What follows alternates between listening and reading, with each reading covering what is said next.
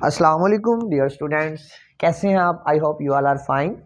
अच्छा, आज हमारा जो नेक्स्ट टॉपिक है वो है जी मैट्रिक्स के बारे में। जो लास्ट हमने बात जहाँ पर इख्तिताम किया था वो था मैट्रिक्स के रो और कॉलम के बारे में हमने लीव किया था। अब इससे आगे हम फर्दर कंटिन्यू करते हैं। अब हम पढ़ते हैं कि भाई रो क्या है और कॉलम क्या है। बच्चों, हमने एक मैट्रिक्स ली है, हमारे पास ए मैट्रिक्स है। अब इसके अंदर रोज क्या होती हैं, कॉलम क्या होती है। हमें ये तो पता है कि ये मैट्रिक्स है। अब रो और कॉलम क्या होते हैं? रो बेसिकली कि हमारे पास जो हॉरिजॉन्टल वे से एंट्रीज जो होती हैं ना मैट्रिक्स के अंदर, ये हमारे पास क्या कहलाती हैं? रोज। अब सर एंट्रीज क्या? ये जो नंबर हैं ये हमारे पास बेसिकली क्या है? एंट्रीज है। अब हम इसको मजीद में आपको एग्जांपल देता हूँ। आप लोग सारे घरों के अंदर रहते हैं। घरों के अंदर जो आपकी जो दीवार्स हैं यानी जो वॉल्स हैं, ये बेसिकली हमारे पास क्या है? ये हमारे पास वर्टिकली खड़ी हुई है, यानी ये वर्टिकल है। और आपके पास जो आपकी ये जो ज़मीन है, ये जो आपका फर्श है, ज़मीन है, ये बेसिकली क्या है? हॉरिजॉन्टल। अब बच्चों, इस मैट्रिक्स के अंदर हमारे पास हॉरिजॉन्टल वे से हॉरिजॉन्टल वे से जो नंबर रिप्रेजेंट हो रहे हैं बेसिकली वो हमारे पास क्या कहलाते हैं? रो कहलाते हैं। यानी कि इन मैट्रिक्स के अंदर in matrix the entries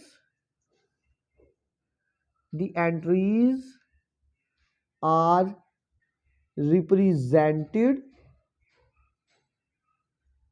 represented by horizontal way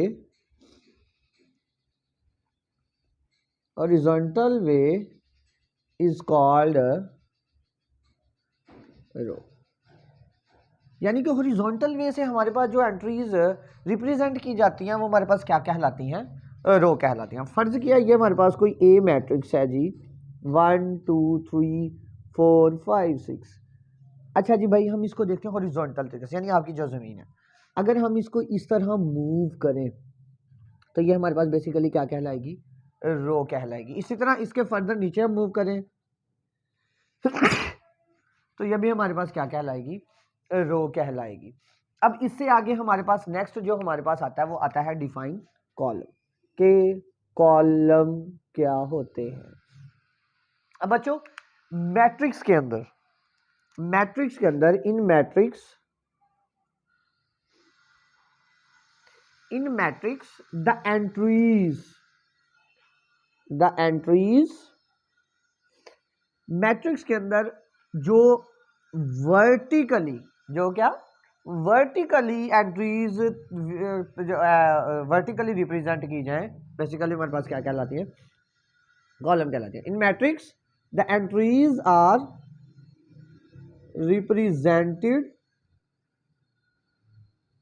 represented by vertical way is called column. यानी कि वर्टिकल वे से हमारे पास जो एंट्रीज रिप्रेजेंट की जाए बेसिकली वो हमारे पास क्या कहलाती है? कॉलम। अब कहाँ पर देखें जरा, अब यहाँ पर ये तो था हॉरिजॉन्टल, अब मैं इधर वर्टिकल मूव करूँ तो ये हमारे पास क्या कहलाए? कॉलम। इधर मूव करूँ ये भी क्या कहलाए? कॉलम। इधर मूव करूँ ये भी मेरे पास क्या कहलाए? कॉलम कहलाए। तो बच्चों देखो, किसी भी मैट्रिक्स के अंदर अगर जो हॉरिजॉन्टल वे से जो एंट्रीज रिप्रेजेंट हो रही हैं बेसिकली वो क्या कहलाएंगी? रोज। और जो वर्टिकल वे से रिप्रेजेंट हो रही है एंट्रीज उसको हम क्या कहेंगे? कॉलम कहेंगे। यानी कि हमारे पास इस मैट्रिक्स के अंदर हमारे पास कितनी रोज हैं? हमारे पास ही इस मैट्रिक्स के अंदर 2 रोज हैं। कितनी रोज हैं? 2। और नीचे मैं इधर इसी को डिफाइन कर देता हूं। इस मैट्रिक्स के अंदर हमारे पास कॉलम कितने हैं? तो बच्चों हमारे पास कितने कॉलम हुए? 3 कॉलम। क्लियर है? अच्छा, यहां तक तो ये चीज हो गई। अब इससे नेक्स्ट इसमें बड़ा एक अहम जो डिफाइन आती है वो आती है ऑर्डर ऑफ अ मैट्रिक्स। किसकी है? Order of a matrix. के मैट्रिक्स का ऑर्डर क्या है? अब वो कहता है कि ऑर्डर ऑफ मैट्रिक्स क्या है? ऑर्डर ऑफ मैट्रिक्स का मतलब कि रोज और कॉलम को एक स्पेसिफिक ऑर्डर से रिप्रेजेंट किया जाए, बेसिकली वो उस मैट्रिक्स का क्या कहलाता है, ऑर्डर कहलाता है। या क्या इसके डिफाइन क्या होगी, in the matrix, in a matrix, in a matrix, in a matrix the row and the rows and column are represented by या are represented by its specific order. Specific order is called order of matrix. यानी कि हमारे पास matrix के अंदर रो और column को represent किया जाए किससे, बाय इट्स स्पेसिफिक ऑर्डर से, तो वो बेसिकली हमारे पास क्या कहलाता है, ऑर्डर ऑफ अ मैट्रिक्स। फर्ज किया कैसे, हमारे पास हम कोई ए मैट्रिक्स लेते हैं, ये ए मैट्रिक्स है 1 2 3 और 4। अब इसके अंदर रो और कॉलम की तादाद कितनी है, मैंने अभी बताया रो क्या है जी, हॉरिजॉन्टल वे से रिप्रेजेंट करना नंबर को और वर्टिकल वे से रिप्रेजेंट करना एंट्रीज को, तो वो हमारे पास क्या है, कॉलम। अब इसके अंदर कितनी रोज हैं जी भाई, एक ये रो होगी और एक ये रो होगी, कितनी रो होगी, 2। अब इधर मूव करूं और इधर मूव करूं, कितने कॉलम हो गए, 2। अब बेसिकली कितने हो गए, 2 रोज होगी और 2 क्या हो गए, कॉलम हो गए। अब इनको इकट्ठा करके लिख देना, बेसिकली वो इसका क्या कहलाएगा, ऑर्डर कहलाएगा। यानी कि 2/2 हमारे पास इसका क्या कहलाएगा, ऑर्डर ऑफ अ मैट्रिक्स। कोई और मैट्रिक्स ले लेते हैं, फर्ज करें मैं मैट्रिक्स ले लेता हूं, कोई बी मैट्रिक्स है हमारे पास, क्या है जी 3 4 5 6 7 8। अब कोई इस बताए भाई कि इसका ऑर्डर कितना है, इसमें के अंदर कितनी रोज है, इसके अंदर जी 2 रोज है, ऐसे ही है। कॉलम कितने हैं जी इसके अंदर जी 3 कॉलम है, तो कितनी रोज, 2 रोज 3 कॉलम। अब इसका ऑर्डर कितना आ गया जी 2/3, ठीक हो गया। अब बच्चों जर्नल, अब ये बड़ा एक अहम एमसीक्यूज है कि मैट्रिक्स के ऑर्डर को जर्नल कैसे रिप्रेजेंट किया जाता है। इन जर्नल एमसीक्यूज, इंपॉर्टेंट एमसीक्यूज, ये बड़ा अहम एमसीक्यूज है, इसके बारे में जरा आप ज़हन में रखिएगा इस बात को, ये बहुत अहम है। इन मैट्रिक्स, मैट्रिक्स के अंदर, in matrix the order of matrix is represented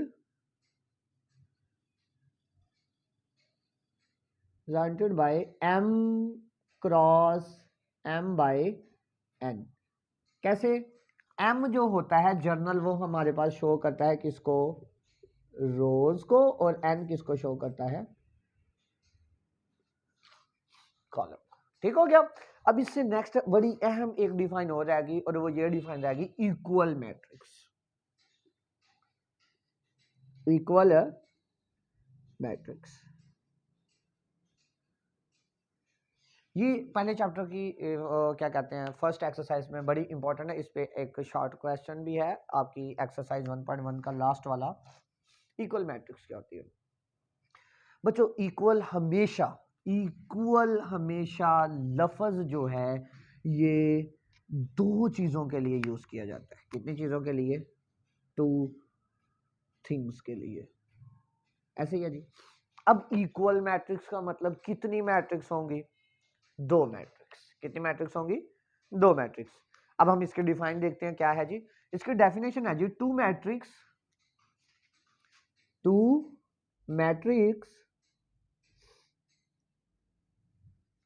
are equal. 2 matrix equal तब भी हो सकती हैं if and only if.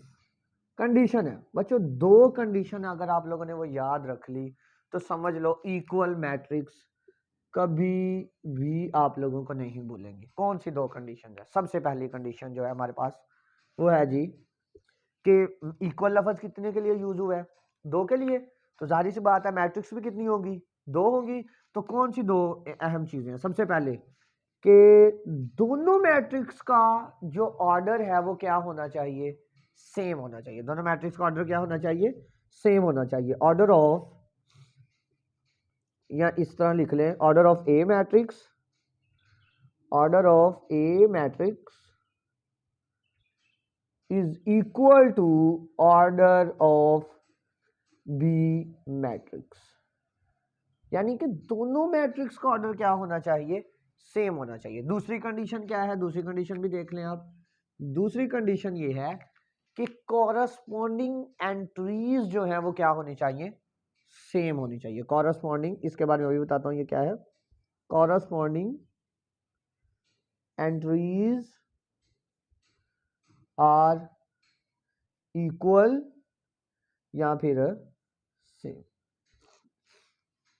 Corresponding entries are equal and same, यानी कॉरस्पॉन्डिंग जो एंट्रीज हैं वो क्या होनी चाहिए? या तो बराबर होनी चाहिए या क्या होनी चाहिए? सेम होनी चाहिए। अब कैसे? हम सबसे पहली चीज, ऑर्डर ऑफ मैट्रिक्स में हमारे पास अगर हम लेते हैं जी ए मैट्रिक्स, ए है जी वो है जी 1 2 3 4, और बी मैट्रिक्स हम लेते हैं जी 1 2 1 + 2 एंड 3।